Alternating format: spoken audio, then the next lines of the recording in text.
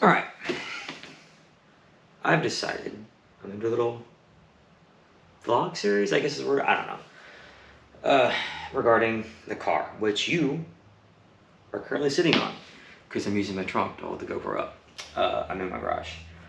Also, sorry, I went to the gym, went and got groceries, and I got home and been doing some stuff, so I haven't had a chance to shower, so I look and smell like shit. Not that you can hear or smell me, but anyways, so I'm going to be doing a vlog series regarding the car. Now, why, you ask? Well, if you don't know,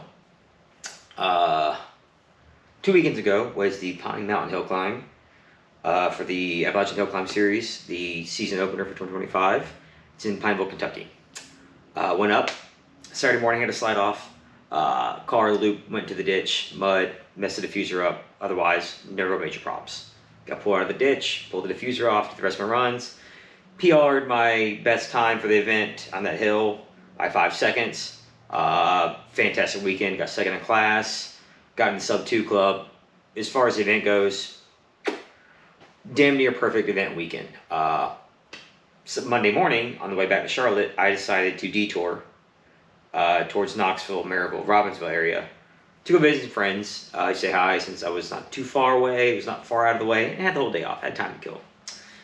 So went to Knoxville, Maryville area, saw one of my friends, and then the next friend I want to go to see was in Robbinsville.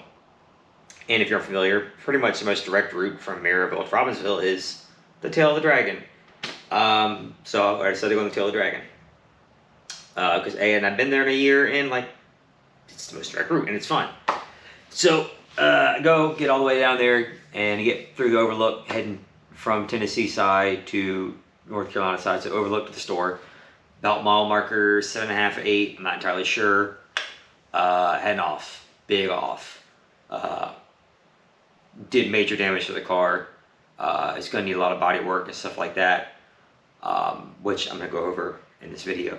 I initially thought the problem was that I had put those too close to the edge of the road, and that's what caused it to go off. I was able to get the dash cam footage off. Eventually, I had to get an adapter for the SD micro card.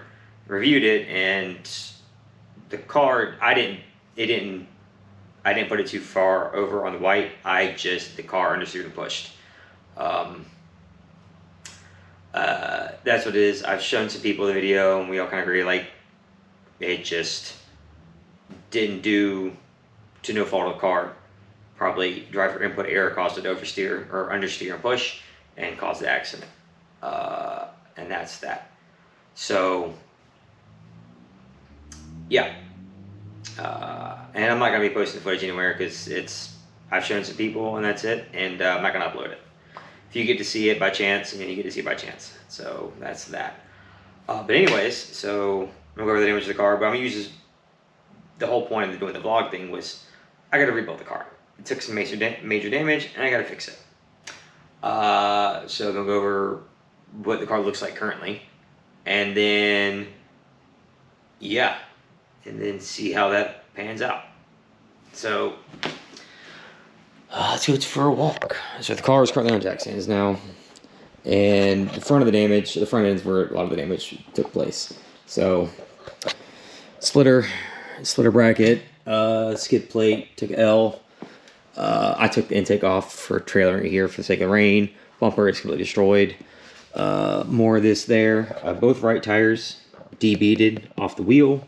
Wheels don't appear to be damaged, just muddy as shit. This came undone. It's hanging on because it's also wrapped around the coilover, which none of the coilovers appear to be damaged. But that is, the splitter system is completely messed up. The skid plate also messed up.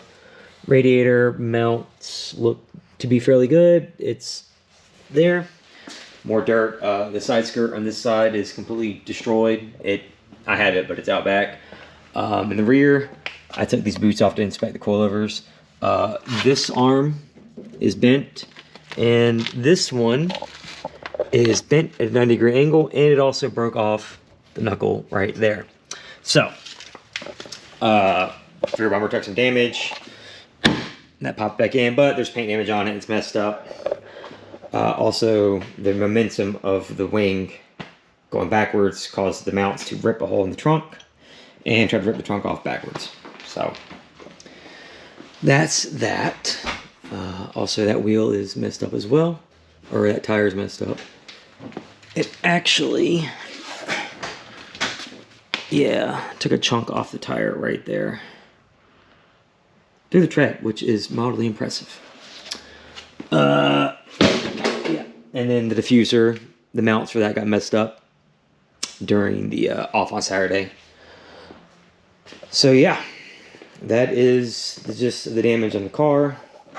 So I gotta fix all that. I don't think there's any frame. There's some, the subframe also kind of got dinged up a little bit when it hit the ground. Worst case, I have to replace the subframe. Not ideal, definitely doable. It is a whole part, but I might be able to smash some like the linkages that are built onto it out to get. What's really doing is one of the arms on the subframe is kind of pushed up, so it's pushing the differential brace I've added up against the exhaust pipe. That's not ideal. And then some of the underbody bracing that I've added has also been kind of pushed up, where technically the chassis has been kind of smushed up. Nothing crazy.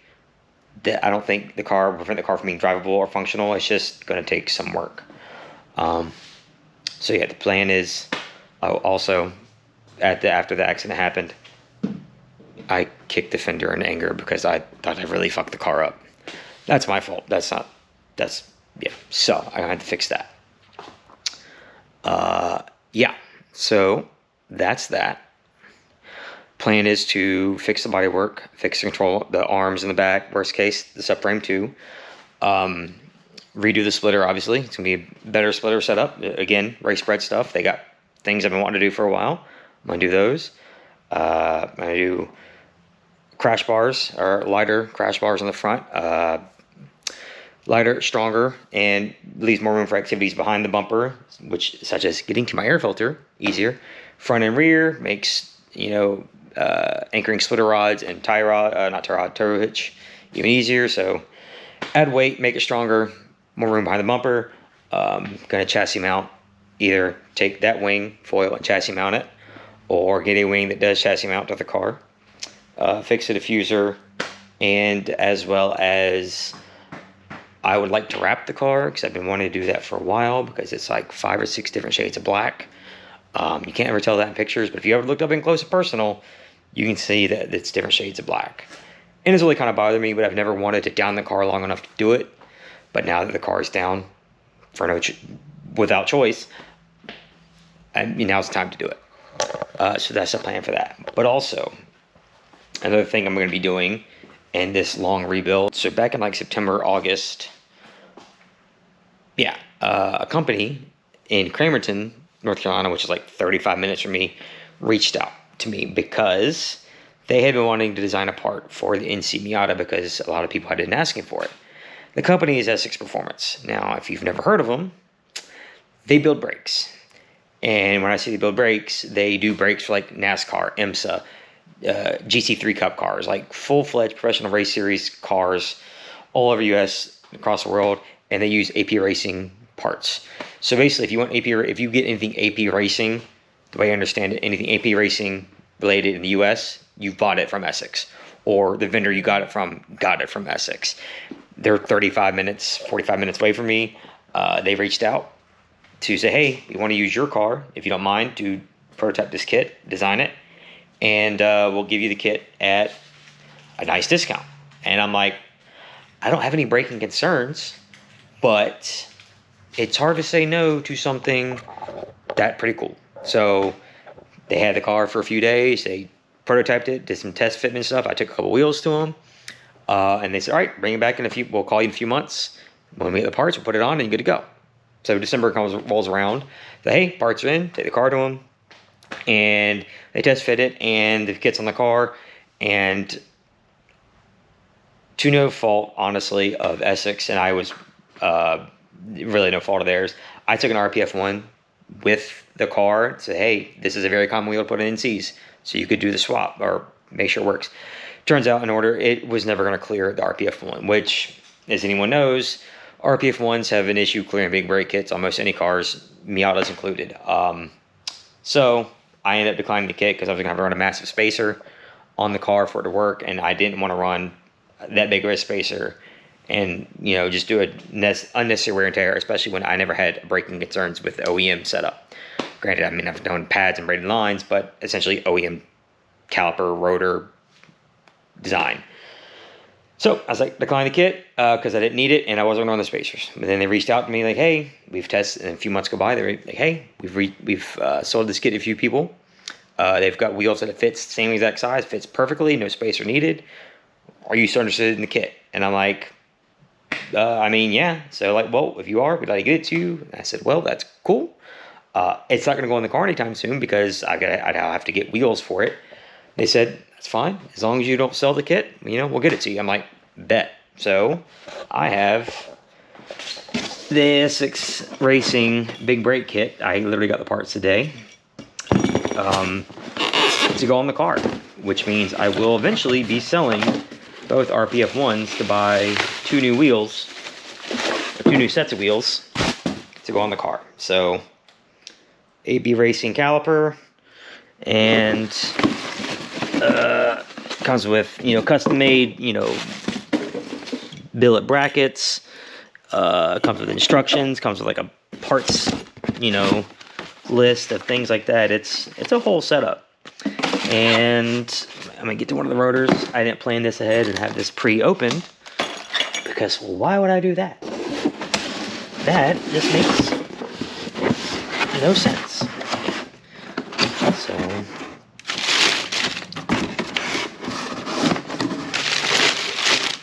yeah, so Essex two-piece rotor, directional vane. Yeah, so. And it also comes with braided lines for it, but this is a kit they already technically have it for sale. Some people have already got it, and it's pretty much the best thing since sliced bread for brakes on the NC. Because there were some shops and race teams that do race car NCs that wanted an actual brake kit that wasn't the... Yeah, I'll say it wasn't the Willwood kit, which I've never driven on the Willwood kit, so I can't speak to it personally, but... It's a great kit if you just want better brakes for like a or like a street car or like maybe an autocross car, but like anything beyond that, apparently it really kind of sucks. Again, I've never driven it. That's just what I've been told by people who are better drivers than me and much more experienced, and who reached out to Essex in the first place because they wanted a kit for the car, which is what started the whole thing with Essex in the first place and getting me involved. So yeah, it's not listed on their website yet. It will be soon, but it is available to buy. You might be able to call them and place an order for it and get information as far as price goes. I don't know the weight savings on it. That being said, I set the caliper on the rotor and held them up, and pretty light, as big as it is. It's like an 11.75 inch rotor, and you saw the caliper. It's 4-piston caliper, so pretty sick. So this is the beginning of what will probably be a poorly edited and very poorly filmed vlog series to document the rebuild of the race car. Or I guess race car, since I've now bent it the fuck up. Yeah, so this is how it sits now. We can unfortunately get one look at it, and it's going to be on jag stands for a while, unfortunately. Oh, I'm also going to do a fender cut. I planned on doing that anyways, but... some kind of fender cut or I have fender delete panels I'm going to put there being worked on.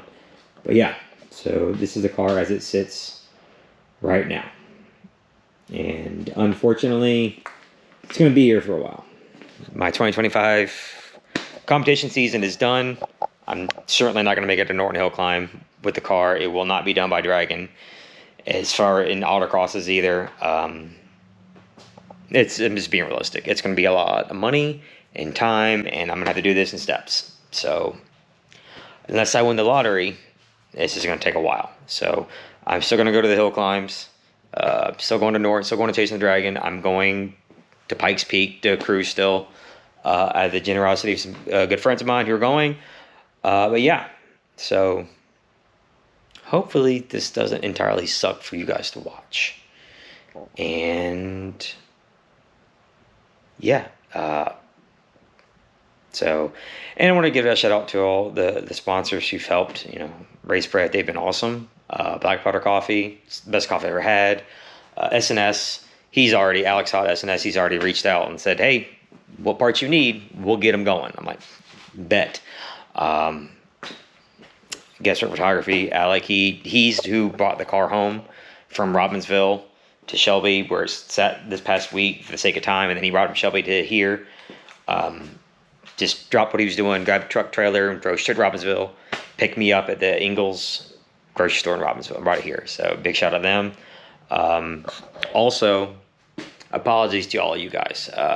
You guys have been helping me out, Race Bread, Black Powder, SNS, Guesswork.